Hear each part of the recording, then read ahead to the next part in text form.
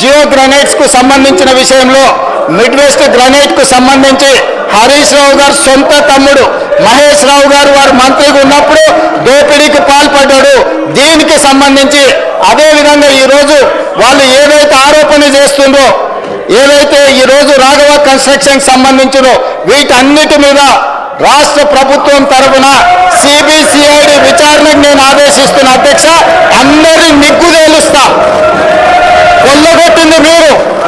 5 ఏళ్ళు హరీష్ రావు గారు, 5 ఏళ్ళు కేటీఆర్ గారు ఈ శాఖ నిర్వహించి వేల కోట్ల రూపాయలు కొల్లగొట్టి ఈరోజు ఇసుక మాఫియాను నడిపి ఇప్పుడు మాట్లాడుతున్న శాసనసభ్యులు ఇసుక మాఫియాలో, ఇసుక దోపిడీలో భాగస్వాములు. ఈరోజు ఇసుకకు సంబంధించి మేము పెంచిన ఆదాయం ఈ కళ్ళ ముందు ఉంది అధ్యక్ష. ఈరోజు మేము పెంచిన ఆదాయంతో రాష్ట్రానికి పెరిగిన ఆదాయం టోటల్గా నేను ఇప్పుడు చెప్తాను అధ్యక్ష. ఇసుక శాండ్ది 2024-25లో 721 కోట్ల రూపాయల ఆదాయం ఉంటే ఈసారి మేము 25-26లో 972 కోట్ల రూపాయల ఆదాయాన్ని పెంచి 35% ఆదాయాన్ని పెంచిన అధ్యక్ష. ఇసుక మాఫియా నడిపింది వీళ్ళు, దోపిడీకి పాల్పడ్డ వీళ్ళు. ఈరోజు వాళ్ళే అంటున్నారు కన్స్ట్రక్షన్ కుంటుపడింది, రియల్ ఎస్టేట్ దెబ్బతిన్నది. మరి రియల్ ఎస్టేట్ దెబ్బతింటే ఇసుక ఏమైనా బుక్కుతున్నామా అధ్యక్ష? ఇసుక ఏమైనా వండుకొని బిర్యానీ తింటున్నామా? ఆనాడు మేము 2024-25లో తీసుకొచ్చిన ఆదాయం కంటే మేము ఈరోజు 35% పెంచినాం అధ్యక్ష. రియల్ ఎస్టేట్ కన్స్ట్రక్షన్ పడిపోయినప్పుడు ఆదాయం పెరిగిందంటే సంవత్సరానికి 1000 కోట్ల రూపాయలు కేవలం ఇసుకల్నే. హరీష్ రావు గారు, కేటీఆర్ గారు ఈ దోపిడీకి పాల్పడి ఈ మాఫియాకు నాయకత్వం వహించింది హరీష్ రావు గారు, కేటీఆర్ గారు. మొదట్లో హరీష్ రావు గారి దగ్గర ఉండే శాఖ ఆయన అడ్డగోలుగా దోపిడీకి పాల్పడుతుందని కేసీఆర్ గారు ఆ శాఖను తొలగించి కొడుకు అల్లుడు మధ్యలో పంచాయతీ పడితే పంచాయతీ పెంచడానికి హరీష్ రావు గారి దగ్గర ఉన్న శాఖను తీసుకెళ్లి కేటీఆర్కి ఇచ్చాడు. కేటీఆర్ దోసుకోవడానికి అవకాశం ఇచ్చాడు.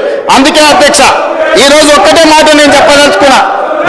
జూన్ 2, 2014 నుంచి ఈ రోజు వరకు ఇచ్చిన మైనింగ్ లీజుల మీద జరిగిన అక్రమాల మీద ప్రధానంగా ఇప్పుడు ఏవైతే సంస్థల గురించి, ఏదైతే అక్రమ మైనింగ్ల గురించి ఏదైతే నేను ప్రస్తావించునో దీనికి సంబంధించి పూర్తి స్థాయిలో మన సిబిసిఐడి విచారణ చేసి ఇదే సభ వచ్చే సమావేశాలలో నివేదిక మొత్తం ఈ సభలో ప్రవేశపెడతాం అధ్యక్ష.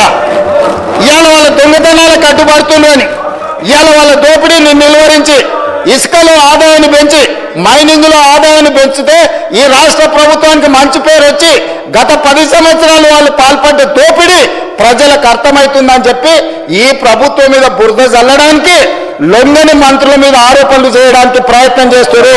మీరు ఏం బురద చల్లినా ఇక్కడ భయపడ్డాడు ఎవరు లేడు.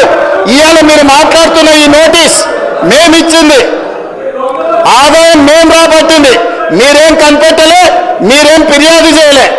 మా అధికారులు, మా ప్రభుత్వం నిజాయితీతో పనిచేయబట్టే ఈరోజు ఎవరున్నా కూడా దీని మీద విచారణకు ఆదేశించడం.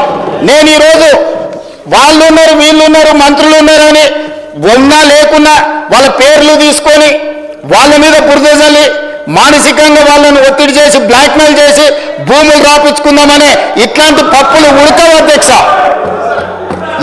ఆ కంపెనీలో మంత్రి గారికి కానీ మంత్రి గారి కుటుంబానికి సంబంధం లేదని ఆ మంత్రి గారు గతంలోనే చెప్పిండు. వీళ్ళు నిజ నిర్ధారణ కమిటీ అని అక్కడికి వెళ్ళి వీరంగం చేసిండ్రు. అప్పుడే ఆ మంత్రి గారు స్పష్టంగా నాకు నా కుటుంబానికి సంబంధం లేదు అని చెప్పిండు.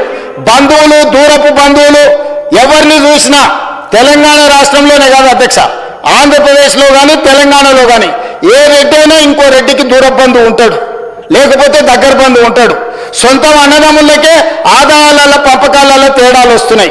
అంతెందుకు అధ్యక్ష, కల్వకుంట్ల తారక రామారావు గారు, కల్వకుంట్ల కవితారావు గారు, వీళ్ళిద్దరు కల్వకుంట్ల చంద్రశేఖరరావు గారు పిల్లలే కదా అధ్యక్ష.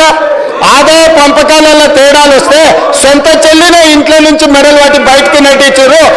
సొంత అన్న చెల్లెలకే ఆస్తి తగాదాలుంటే పొంగులేటి శ్రీనివాసరెడ్డి, పొంగులేటి కుటుంబ సభ్యులు ఎవరికో బంధువులకు వ్యాపారం ఉంటే పొంగులేటి శ్రీనివాసరెడ్డికి ఏం సంబంధం అధ్యక్ష? మీలాగా సొంత చెల్లెని ఇంట్లోకి వెళ్ళి ఎలగొట్టి, పార్టీలకు వెళ్ళి ఎలగొట్టి దోపిడీకి పాల్పడ్డ మీరు ఈ రోజు వారి బంధువులకు దూర బంధువులకు వ్యాపారం ఉందని చెప్పి శ్రీనివాసరెడ్డి గారికి ముడిపెట్టి శ్రీనివాసరెడ్డి గారిని బెదిరించి లొంగ తీసుకోవాలని ఏదైతే ప్రయత్నం చేస్తుందో ఇది దిక్కుమాలిన చర్య. ఇలాంటి దిక్కుమాలిన ప్రయత్నాలు చేయకండి. ఈ దిక్కుమాలిన ప్రయత్నాలతో మీకు ఏమీ ప్రయోజనం ఉండదు.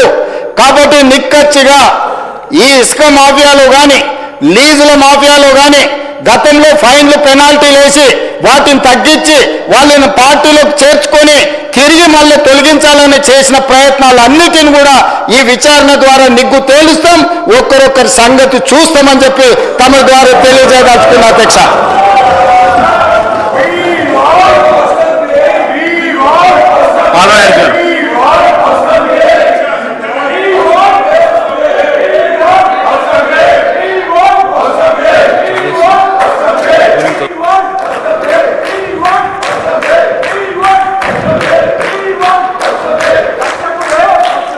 మర్చిపోయినాం అధ్యక్ష. ఈ హడావుడిలో మాట్లాడాల్సింది పూర్తిగా మర్చిపోయే పరిస్థితి వల్ల హౌసింగ్ కేటాయింపులు అధ్యక్ష 7,220 కోట్లు కేటాయించారు. దయచేసి గౌరవ ముఖ్యమంత్రి గారు చాలా స్పష్టంగా విచారణకు ఆదేశించినారు కాబట్టి దయచేసి మీరు అడిగినటువంటి విచారణకు రాష్ట్ర ప్రభుత్వం అంగీకరించింది కాబట్టి మీరు మీ సీట్లలో కూర్చోండి. ముఖ్యమంత్రి గారు రాష్ట్ర ప్రభుత్వం హరీష్ రావు గారు అడిగినటువంటి విచారణను ఆ విచారణకు ఆదేశించినారు కాబట్టి దయచేసి కూర్చోండి.